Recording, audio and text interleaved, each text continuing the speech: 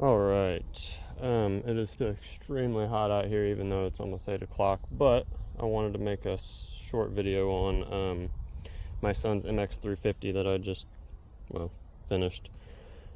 It is a Gen 1, which I didn't know was rare when I got it, but it's apparently pretty rare, so not the most common. But the benefit of this bike versus mine is he just turned 5, so when he's been riding for a while, this seat height on this bike is just absolutely perfect. He can ride my bike, but it's like really hard. He has to tiptoe. Not necessarily ideal. This is a lot easier for him to handle.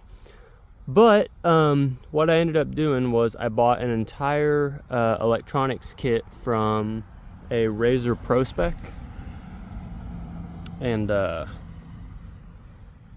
guess the motor on this is from a Pro Spec, but it's really just like a Mototech motor that they use on the bigger Mototech bikes. And I haven't been able to figure out who makes this stock controller.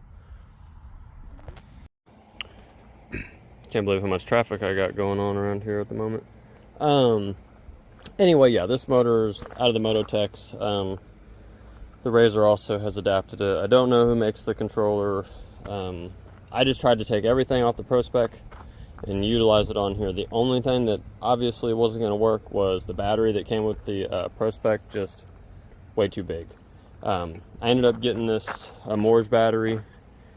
It is only a 16 amp hour. You could probably fit like at least a 20 amp hour in here or something.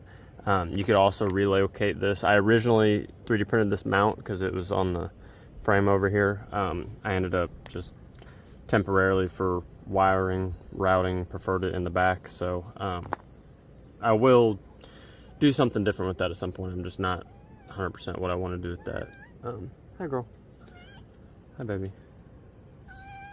Yeah, I know. Anyway, so this battery is like 100 amp continuous, I think 150 burst or something like that. So he has room to grow. I'm really just stock throttle and controller super touchy on this bike. Part of it may be the gearing. Right now it only does about 24 miles an hour, which is actually about the same, if not slower than it was with the original brush setup. It's just got so much more power. So I'm going to try and gear it up to see if that will help tame it down at all. And while I'm on that, the big change I had to make is this is the sprocket that comes with the motor. It is a 219H, and then this is a my 1020 sprocket, but this is a 35H. The stock on these is the 25H, and for simplicity's sake at the moment I wanted to keep it that way. So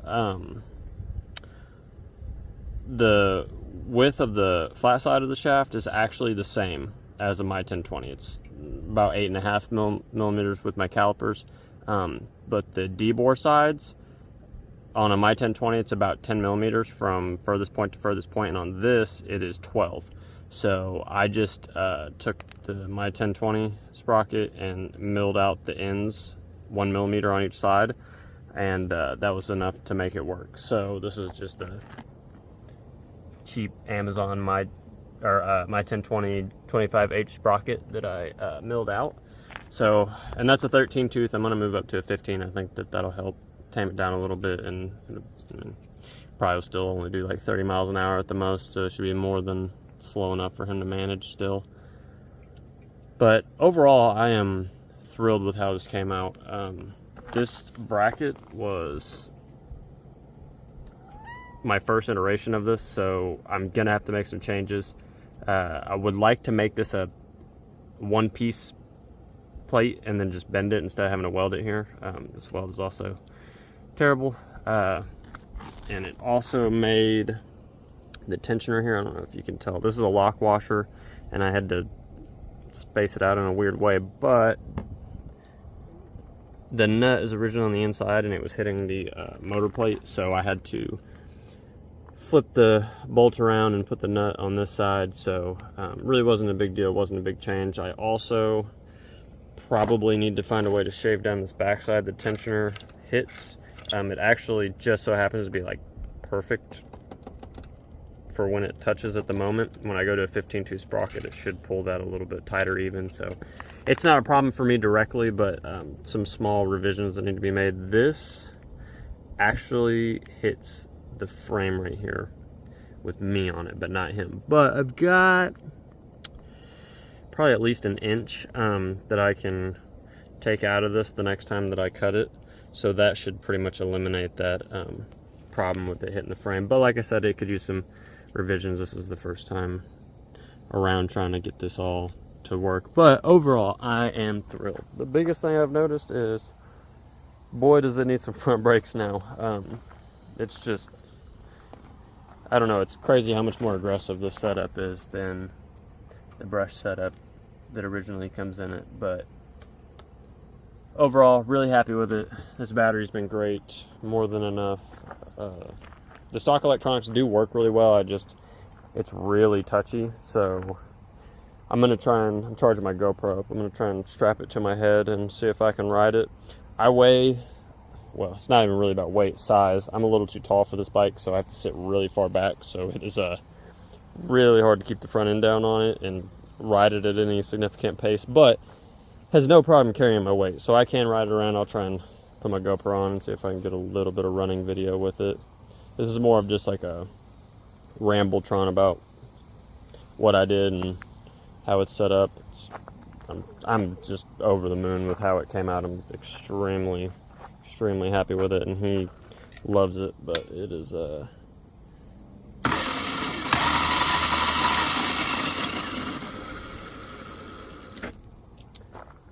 pretty simple to do overall. I've really enjoyed working on these things. I got a few more projects that I want to finish up on my big bike, but I'll eventually probably do like a SX500 front wheel, so I'll go to a 10-inch wheel. That way I can do brakes in the front, and then it won't raise the ride height too much, so I'll put a slightly better shock on the rear that'll level it out the rest of the way, and I think I'll probably leave it like that for a little while until I can find him some upgraded front forks that aren't too tall so I can keep the ride height down. But yeah, I guess I'll leave it at that for now, and I'll pick up whenever my GoPro's charged.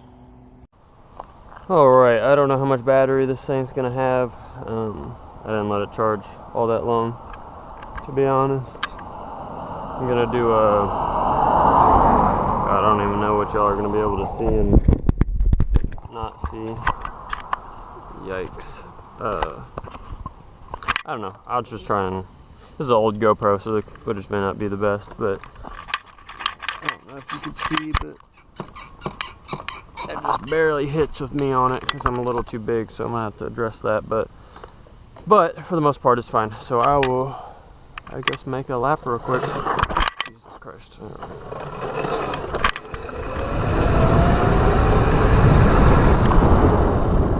Definitely needs more brakes. I mean, that is struggling to get me stopped.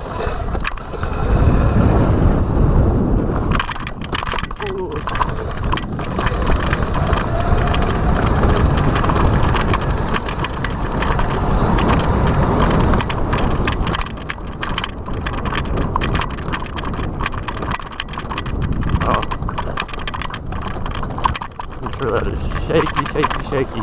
Yeah, it's crazy. You can tell the motor's got a lot left in it. It just wants to keep going.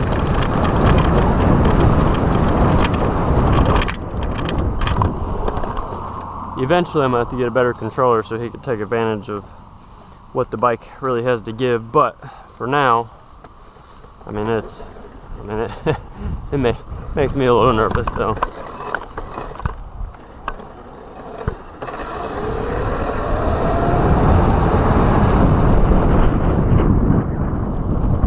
So yeah, I just want to do a quick rip. I'm gonna let him ride, so I'm not gonna be out here too long messing with it. Another thing is, I think I want to weld this freewheel. It's cool in theory and all, but I actually think I prefer my welded freewheel. It makes it feel more like a dirt bike when it's welded. Like, I don't know, like when you're part throttle and you're just trying to rip it through a turn and you're not quite wide open yet. I don't know, the welded freewheel just feels way more natural to me. I don't know, not a big fan of the Not a big fan of the freewheel, I don't think, so I may end up welding that for him long term. I'm not sure, but yeah, so I guess that's it. Really stoked with this. I do need to mount this key. Really, probably need to drill a hole in this, and I need to repaint these anyway. But having a hard time getting myself to cut a hole in these Gen 1 plastics because I don't believe I'm going to be finding another set. So hopefully the camera footage wasn't too shaky and windy and whatever else, even though I'm sure it was, but I'll give it a watch. So, but yeah, I guess that's it. Thanks for watching, y'all.